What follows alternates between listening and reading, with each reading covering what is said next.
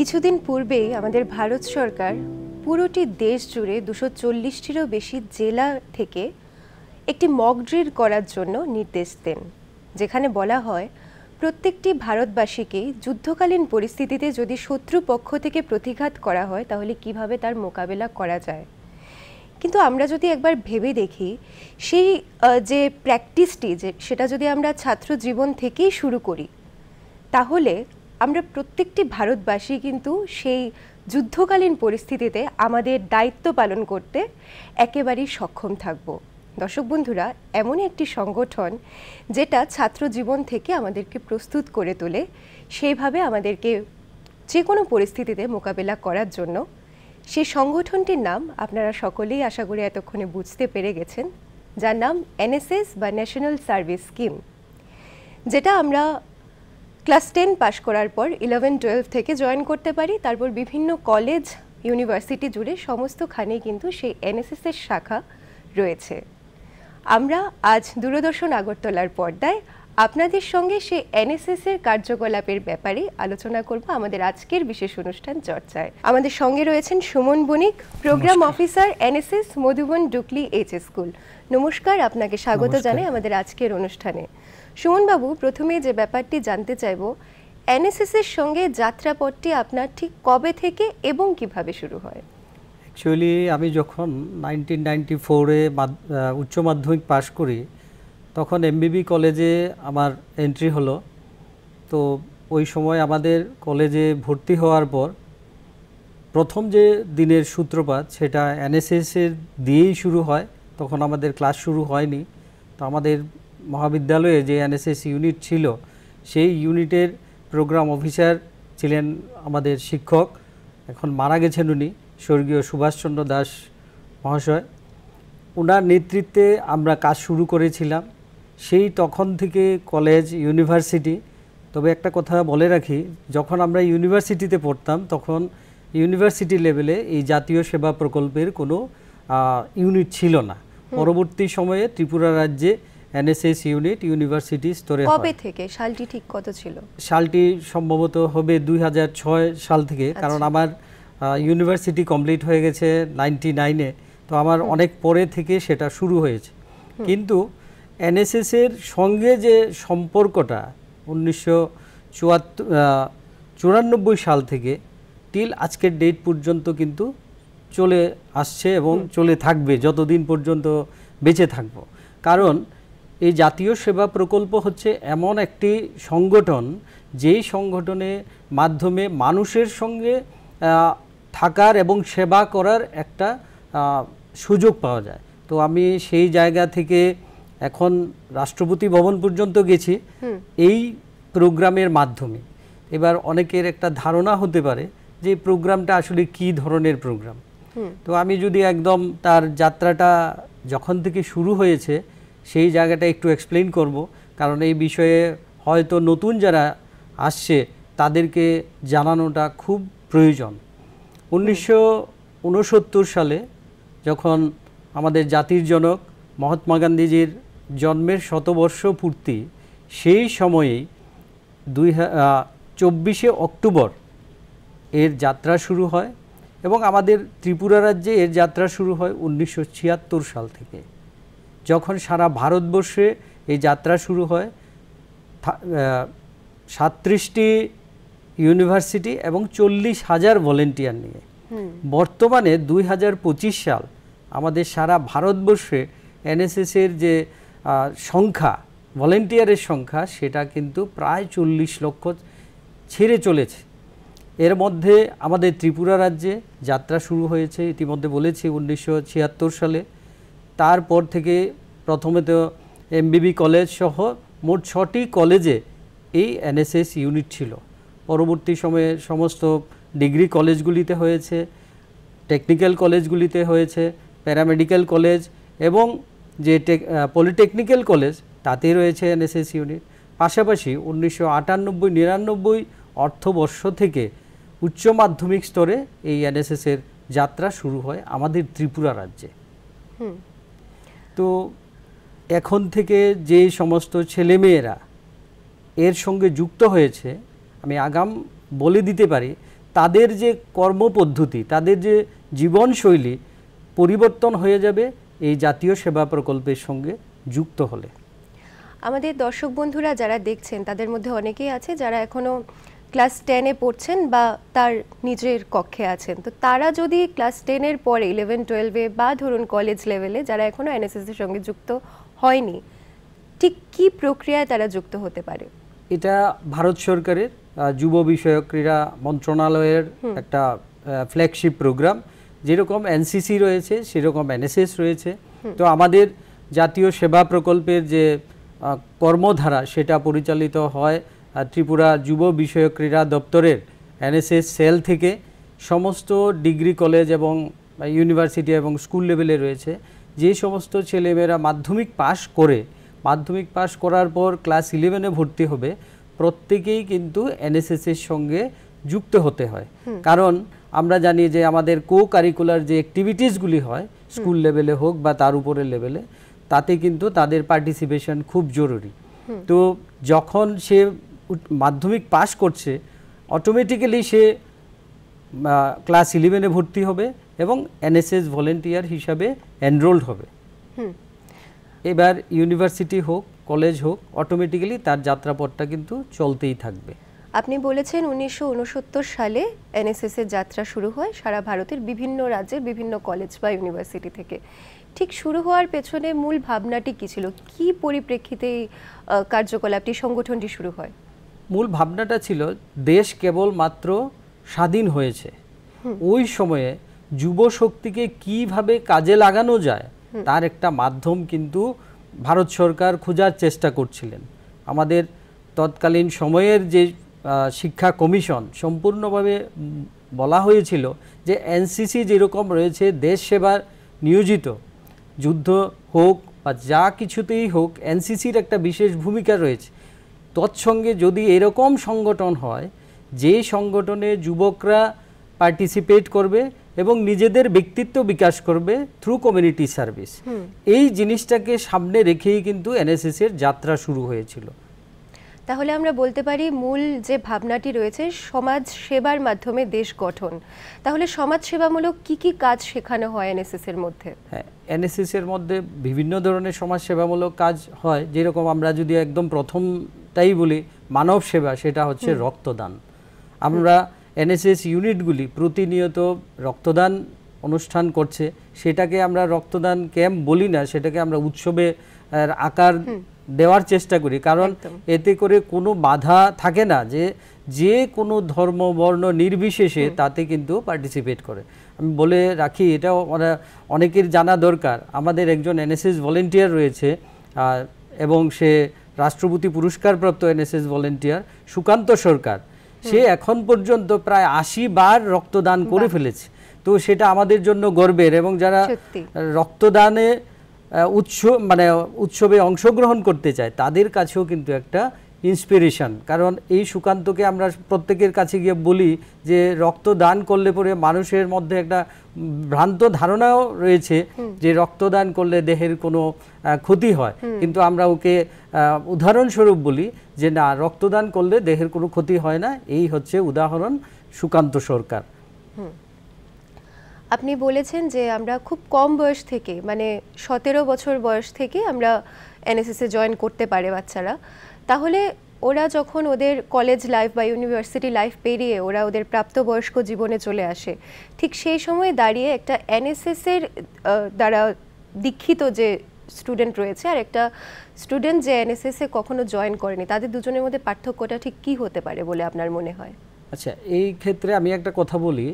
আমাদের ত্রিপুরা রাজ্যে সেই ভারতবর্ষে অন্যান্য রাজ্যের তুলনায় এনএসএস অ্যাক্টিভিটিটা কিন্তু অনেক বেশি ফ্লারিশ। কারণ যখন ছেলেমেয়েরা কোনো কলেজ বা ইউনিভার্সিটি থেকে পাস আউট হয়ে যায় এবং এনএসএস মানসিকতার সঙ্গে থেকে কাজ করতে চায়, তাদের জন্য ত্রিপুরা রাজ্য সরকার ত্রিপুরা স্টেট এনএসএস সেলের সহযোগিতায় 8টি ডিস্ট্রিক্টে 8টি ওপেন এনএসএস ইউনিট খোলা হয়েছে। আচ্ছা, ওই ওপেন এনএসএস ইউনিটে যে সমস্ত জাতীয় সেবা প্রকল্পের আগের ভলেন্টিয়াররা ছিল তারা তার মধ্যে যুক্ত হতে পেরেছে। এবার আপনি যে প্রশ্নটা করেছেন যে একজন এনএসএস সঙ্গী এবং যে এনএসএস করেনি তাদের মধ্যে কি পার্থক্যটা, বিশাল একটা পার্থক্য থেকে যায়। যে সমস্ত ছেলেমেয়েরা এনএসএস এর সঙ্গে যুক্ত হয় তাদের বরাবর আমরা দেখেছি যে তাদের যে ব্যক্তিত্বের যে বিকাশ সেটা অন্যদের থেকে তুলনামূলকভাবে একটু আলাদাই হয়ে থাকে, কারণ তাদের মধ্যে মানব সেবা করার যে মানসিকতাটা সেটা অনেক বেশি দৃঢ়তা পায়। পাশাপাশি তাদের সমাজের প্রত্যেকটা শ্রেণীর সঙ্গে মেশার একটা সুযোগ থাকে। আর যারা এই প্রোগ্রামের সঙ্গে যুক্ত হয় না তাদেরকে দেখে তখন ওই ওপেন এনএসএস যে ইউনিটগুলি রয়েছে তাতে যুক্ত হওয়ার একটা সুযোগ থেকে যায়। এবং আমরা দেখছি গত কয়েক বছর ধরে আমাদের যে 8টি ডিস্ট্রিক্টেই কিন্তু এনএসএস যারা ওপেন এনএসএস ইউনিটগুলি চালাচ্ছে ওখানে কিন্তু এই এনএসএস ভলেন্টিয়াররা কাজ করছে। উদাহরণস্বরূপ আমরা বলতে পারি গত বছর আমরা যে ফ্লাড দেখেছি আমাদের ত্রিপুরা রাজ্যে, আমার জন্ম হোক বা আমার যারা আগের জন্ম হয়েছে তারাও কিন্তু এই ধরনের বন্যা দেখেনি, তখন ভয়াবহ বন্যা যাকে বলা হয়, সেই ডিজাস্টারের সময় কিন্তু আমাদের ওপেন এনএসএস ইউনিটগুলি দুর্দান্তভাবে কাজ করেছে। পাশাপাশি বিভিন্ন স্কুল কলেজ যারাই রয়েছিল নিজেদের কাছাকাছি যেভাবে সাহায্য করার মানুষকে এবং মানুষের পাশে দাঁড়ানোর যে তাদের যে দায়িত্ববোধ বা কর্তব্যবোধ সেটা কিন্তু আমরা লক্ষ্য করেছি। আচ্ছা শোনবাবু, আমরা বর্তমান যুগে একটি শব্দ খুব বেশি শুনতে পাই, সিভিক ডিফেন্স ওয়ারিয়র বা সিভিক ভলেন্টিয়ার। সেখানে রেজিস্ট্রেশন কিভাবে হয় বা এনএসএস কি কোনোভাবে তার সঙ্গে যুক্ত আছে বলে? এই বিষয়টা 100% এনএসএস যুক্ত। বিষয়টা হচ্ছে সিভিল ডিফেন্স ওয়ারিয়র বা সিভিল ডিফেন্স ভলেন্টিয়ার। আপনি একদম শুরুতেই বলেছিলেন যে ভারতের মাননীয় প্রধানমন্ত্রীর একটা নেতৃত্বে একটা কথা উঠে এসছে যে যুব শক্তিকে কাজে লাগাতে হবে। একদম। তো আমাদের মাননীয় প্রধানমন্ত্রী নরেন্দ্র মোদীজি 2023 সালে 31শে অক্টোবর একটি পোর্টাল শুরু করেছেন যুব মন্ত্রণালয়ের দ্বারা, সেটা হচ্ছে মাই ভারত পোর্টাল। প্রত্যেকটা ইয়ত যাদের বয়স 18 থেকে 29 বছর তারা মাই ভারত পোর্টালে তাদের নাম নথিভুক্ত করবে এজ এ এনএসএস ভলেন্টিয়ার। সেটা NYKS হতে পারে, এনসিসি হতে পারে, ভারত স্কাউট গাইড হতে পারে, এবং যারা এই 3-4টা গ্রুপের না তারা আদার্স হিসাবে রেজিস্ট্রেশন করাতে পারে। এইবার রেজিস্ট্রেশন করানোর অর্থ হচ্ছে মাই ভারত পোর্টালটা হচ্ছে এমন এক পোর্টাল যে পোর্টালে ছেলেমেয়েরা যারা ইয়তরা রয়েছে বিশেষ করে 18 থেকে 29 তারা কিন্তু তাদের যে অভিজ্ঞতা, তাদের যে বিভিন্ন ধরনের কাজের শৈলী বা দক্ষতা সেটাকে প্রকাশ করে নিজেরা কিন্তু বিশ্বের দরবারে নিজেদেরকে পৌঁছানোর একটা বিশেষ সুযোগ রয়েছে। আপনারা গুগলে গিয়ে mybharat.gov.in ওখানে যাবেন, যাওয়ার পর নিজেদেরকে সেই জায়গায় রেজিস্ট্রেশন করানোর একটা সুযোগ রয়েছে। একদম খুব সহজ রেজিস্ট্রেশন। বলছিলেন সিভিল ডিফেন্স ভলেন্টিয়ার বা ওয়ারিয়ার আমরা যাকে বলছি, আমরা গত কদিন আগে আমাদের সারা দেশব্যাপী একটা টেনশন ছিল যে দুষ্টচক্রী পাকিস্তানের দ্বারা যে আমাদের পেহেলগামে যে আক্রমণ হয়েছে, নিরপরাধ যে 28 জনকে নির্বিচারে গুলি করে মারা হয়েছে, তার বিরুদ্ধে সারা দেশ একসঙ্গে যুক্ত হয়েছে। আমরা মাননীয় প্রধানমন্ত্রীজির ডাকে এই সিভিল ডিফেন্স ওয়ারিয়ার যে ধারণাটা এসছে উনার মাথা প্রসূত ধারণা, কারণ হচ্ছে এই যুব শক্তিকে সারা দেশকে রক্ষা করার জন্য একত্রিত করা এবং একটি প্ল্যাটফর্মে এসে খাড়া করানো। নিশ্চয়ই আমরা এই গত কদিন আগে মক ড্রিল অনুষ্ঠানটা হয়েছে, সেটাকে অনুষ্ঠান বলে খাটো করা হবে, সেটা এমন একটা ড্রিল হয়েছে সারা ভারতবর্ষে কতগুলি জেলাকে একসঙ্গে একই সময়ে সেটা করানো হয়েছে। অর্থাৎ যদি যুদ্ধ বিগ্রহ লাগে এবং এনএসএস হোক, সিভিল ডিফেন্স হোক বা যে কোনো ইয়তরা কিভাবে দেশ সেবায় নিজেদেরকে নিয়োজিত করতে পারে। যদি এরকম কোনো পরিস্থিতি আসে তখন এনএসএস এর ভূমিকা কি হবে? এখানে এনএসএস এর ভূমিকা কিন্তু বিশাল বড় ভূমিকা, কারণ ওই সময়ে রক্তের খুব প্রয়োজন হয়। আমাদের এনএসএস ভলেন্টিয়াররা খুব এবেল ভলেন্টিয়ার, ওরা কিন্তু রক্তদানে এগিয়ে আসবে। পাশাপাশি যেই জায়গায় ত্রাণ সামগ্রী পৌঁছাতে হবে সেই জায়গায় ওরা যেতে পারবে, এবং আমাদের ভলেন্টিয়াররা অনেকেই কিন্তু ট্রেন, বিশেষ করে আপদা মিত্রের সঙ্গে যুক্ত হয়ে ডিজাস্টার ম্যানেজমেন্টের সঙ্গে যুক্ত হয়ে কিন্তু আমাদের একটা ফ্ল্যাগশিপ প্রোগ্রাম চলছে। আমাদের এই প্রোগ্রামগুলি এর মধ্যেই শুরু হবে।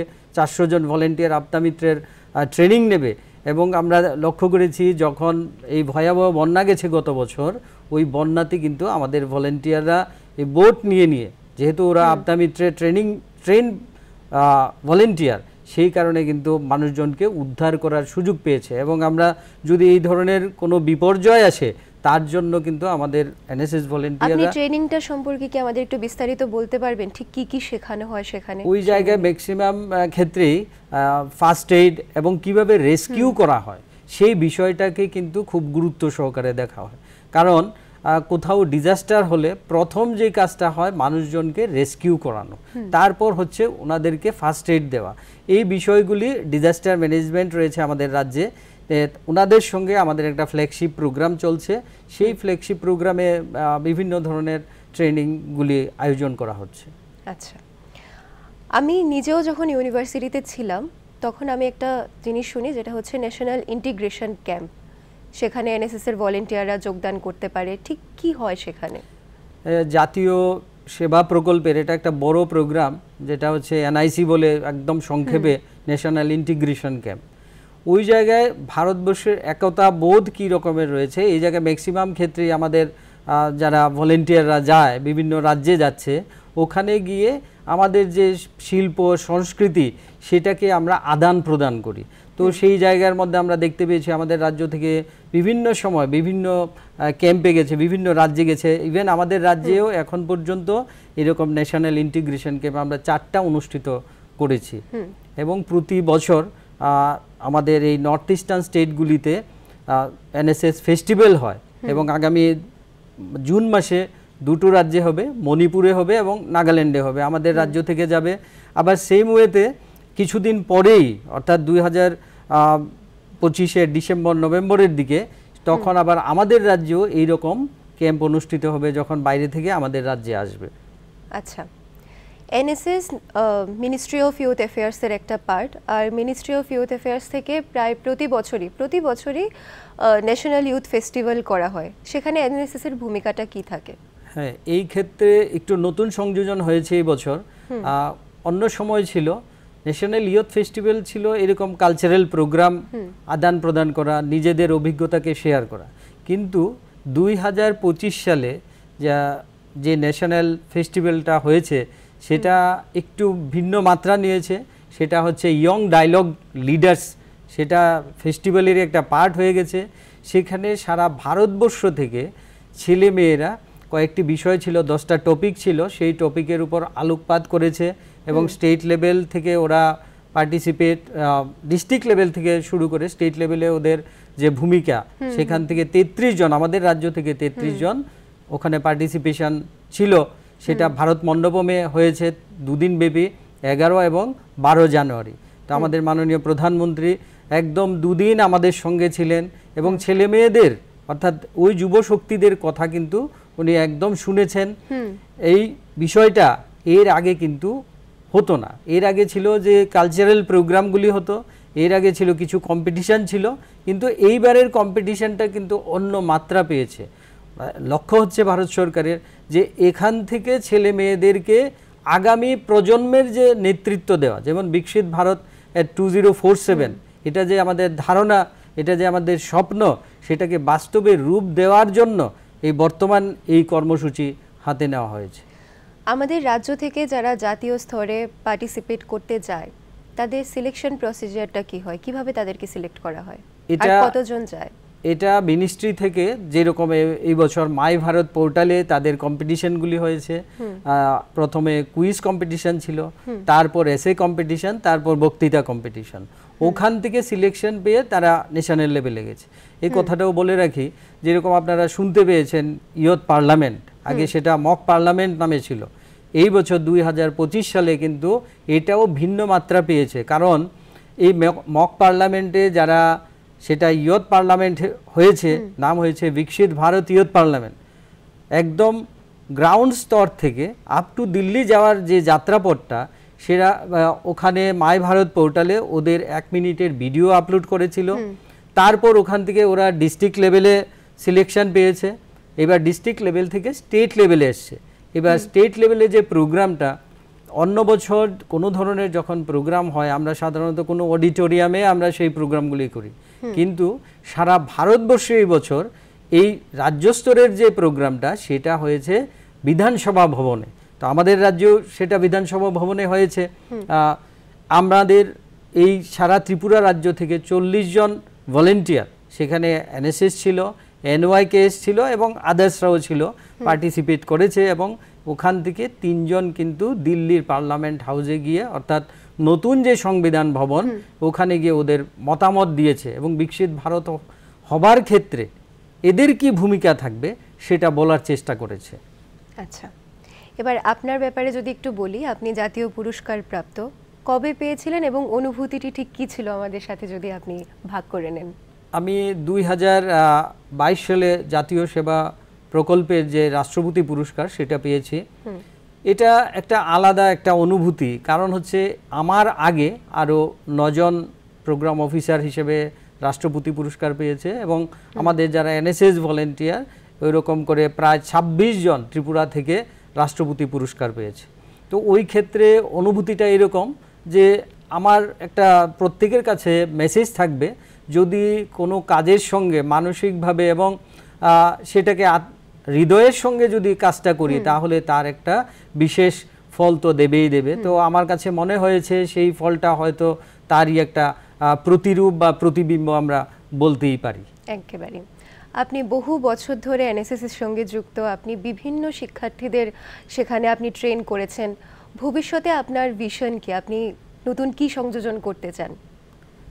আমার সংযোজন যেটা আপনি বলছেন সেটা হচ্ছে কি, যুবকদের সঙ্গে যে থাকার এবং কাজ করার যে একটা সুযোগ সেটা আমি হারাতে চাই না। আমি চাই যতদিন আমি বেঁচে থাকবো, অ্যাটলিস্ট আমি হয়তো এরকম হতে পারে যখন আমার চাকরি শেষ হয়ে যাবে, যখন আমার বয়স 60 হয়ে যাবে, আমি হয়তো আর ডাইরেক্টলি ওরকমভাবে থাকতে পারবো না, কিন্তু আমার লক্ষ্য থাকবে আমার 60 বছর হলেও আমি এজ এ যুবক হিসাবে যুবকদের মাঝখানে থেকে কাজ করার একটা চেষ্টা করে যাব। আচ্ছা, আপনার কাছে আরেকটা ব্যাপার জানতে চাইবো, এনএসএস এর মূল মন্ত্র হচ্ছে নট মি বাট ইউ। যারা নতুন প্রজন্ম যারা জয়েন করতে চায় এনএসএস এ, তাদের একটু যদি খুলে বলেন ঠিক মূল ভাবনাটা কি, নট মি বাট ইউ? এটা কিন্তু একটা বিশাল ব্যাপার, নট মি বাট ইউ মানে আমি আমার জন্য নয়, আমি তোমার জন্য। এখানে তুমিটাকে, এটাকে আগে খোঁজার চেষ্টা করতে হবে। এই তুমিটা হচ্ছে আমাদের সোসাইটি, আমাদের সমাজ। আমাকে ওই সোসাইটির মধ্যে, সোসাইটি আমাকে অনেক কিছু দিয়েছে এবং দিয়ে যাচ্ছে। আমার দায়িত্ব এবং কর্তব্য হচ্ছে সোসাইটিকে আমার দিক থেকে কিছু একটা দেওয়া, সেটা হচ্ছে reciprocal, give and take policy হতে হবে। তো আমাদের যে মূল যে মোটো সেটা হচ্ছে নট মি বাট ইউ, যে আমি আমার জন্য নয়, আমি তোমার জন্য। এবার তুমিকে আগে বাছাই করে সোসাইটির জন্য একদম নিবেদিত এবং নিয়োজিত হওয়ার জন্য আমরা যদি চেষ্টা করি, তাহলে অবশ্যই আমাদের যে যুব শক্তি এবং আমাদের যে বিকশিত ভারত গড়ার যে স্বপ্ন সেটা অবশ্যই সাকার হবে। যারা এনএসএস এ জয়েন করতে চায় তাদের ক্রাইটেরিয়া কি দেখা হয়? অ্যাকচুয়ালি কোনো এরকম কোনো বিশেষ ক্রাইটেরিয়া না। যখন ওরা স্কুলে ভর্তি হয় ওদেরকে অ্যাপ্লিকেশান করার জন্য বলা হয় যে তুমি অ্যাপ্লিকেশান করো। অ্যাপ্লিকেশান করার পর তখন ওই যারা অ্যাপ্লিকেশান করে ওদের একটা ধারণা থাকে, শুনেছি দাদা দিদিরা এনএসএসের সঙ্গে যুক্ত হয়ে বিভিন্ন রাজ্যে ঘুরতে যায়, শুনেছি কালচারাল প্রোগ্রামে পার্টিসিপেট করা যায়, শুনেছি কোনো একটা অনুষ্ঠানে গিয়ে বক্তৃতা দেওয়া যায়। তো ওই ধারণা থেকে আমাদের যে ফর্ম রয়েছে ওখানে কিন্তু ওদের যা হবিজ, ওদের যা এক্সপেরিমেন্ট, ওরা যে ওদের জীবনে যেটা করেছে সেটা কিন্তু সেখানে লিপিবদ্ধ হলে ওখান থেকে আমরা বাছাই করে নিই আর কি। ভবিষ্যতে যারা এনএসএস জয়েন করতে চায় নতুন প্রজন্ম, আমরা অনুষ্ঠানের একেবারে শেষ লগ্নে চলে এসেছি, তো তাদের প্রতি আপনার কি বার্তা থাকবে? তাদের প্রতি বার্তাটা হবে যে আজকে আমার একটা ধারণা তৈরি করতে হবে যে আমি আজকে যুবক, যে আমার অবস্থানটা কোন দিকটাতে হবে। আমার অবস্থান আমি যেই দিকে এখন বসা সেই দিকে বসা থাকবো না তার উল্টো দিকে আসব। যদি উল্টো দিকে আসতে হয় আমাকে কিন্তু নেতৃত্ব দেওয়ার যে ক্ষমতা সেটাকে আমার নিজেকেই তুলে আনতে হবে। এবং আমি আরেকটা কথা বলেও রাখি, সেটা হচ্ছে এনএসএস এর মূল যে বিষয়টা সেটা হচ্ছে নেতৃত্ব প্রদান করা, লিডারশিপ কোয়ালিটি গ্রোন আপ করা। তো প্রত্যেকের মধ্যে লিডারশিপ কোয়ালিটিস রয়েছে, সেটাকে কিভাবে বিকশিত করা হয়, কারোর মধ্যে হয়তো সুপ্ত থাকে, সেটাকে বের করে আনাই হচ্ছে এনএসএস এর মূল কাজ।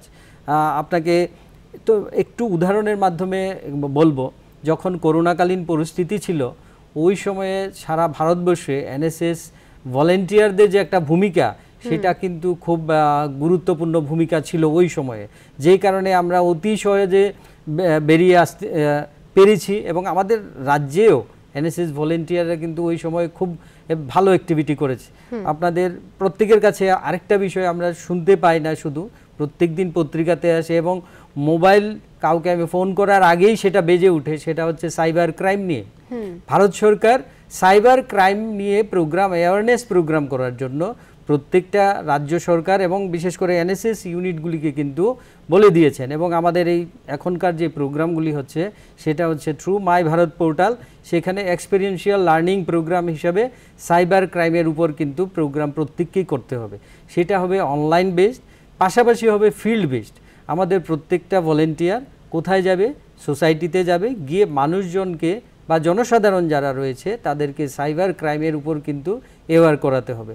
এবং ভারত সরকারের যত জনমুখী কর্মসূচি রয়েছে সেটা কিন্তু এনএসএস ভলেন্টিয়াররা কিন্তু বিভিন্ন গ্রামে যাচ্ছে এবং বিশেষ করে ওদের অ্যাডপ্টেড যে ভিলেজ রয়েছে ওখানে কিন্তু গিয়ে বলার চেষ্টা করছে। বিশেষ করে জনধন যোজনা, মুদ্রা যোজনা, এইরকম যে ফ্ল্যাগশিপ প্রোগ্রাম বলুন অথবা ভারত সরকারের জনকল্যাণমুখী কর্মসূচি, সেটা কিন্তু এনএসএস ভলেন্টিয়াররা করছে। একেবারে। দর্শক বন্ধুরা, আমরা শুনে নিলাম এতক্ষণ সুমন বাবুর কাছ থেকে যে এনএসএস এর ঠিক কী কী কার্যকলাপ রয়েছে এবং কি প্রক্রিয়ার মাধ্যমে এনএসএস এ আমরা নতুন প্রজন্মকে উদ্বুদ্ধ করতে পারি, আমরা তাদের সেই এনএসএস এ ভাগ নেওয়ার জন্য, এনএসএস এর সঙ্গে যুক্ত হওয়ার জন্য আমরা অনুপ্রাণিত করতে পারি। সত্যিই তো আমাদের সমাজে, বর্তমান যে সমাজে আমরা দাঁড়িয়ে আছি, যেখানে ভারত সরকার প্রতিনিয়ত যুব সমাজকে বারংবার অনুপ্রাণিত করার চেষ্টা করছে সমাজ গঠনমূলক কাজে যোগদান করার জন্য, সেখানে এনএসএস কিন্তু সত্যি একটি অন্যতম নাম। এবং এনএসএস এর মাধ্যমে সমাজ গঠন যে ব্যাপারটা, সেটা কিন্তু আরও সুন্দর হয়ে ওঠে, যার মাধ্যমে আমরা ভবিষ্যৎ প্রজন্মকে আরও সুন্দর একটি ভারতবর্ষ উপহার দিতে পারবো। অসংখ্য অসংখ্য ধন্যবাদ আমাদের সঙ্গে আজকে এই সময়টি দেওয়ার জন্য, আমাদের সঙ্গে এতগুলি ইনফরমেশন যেটা এনএসএস সম্পর্কে আমরা হয়তোবা জানতাম না, সেটা আমাদের সামনে তুলে ধরার জন্য। নমস্কার। নমস্কার।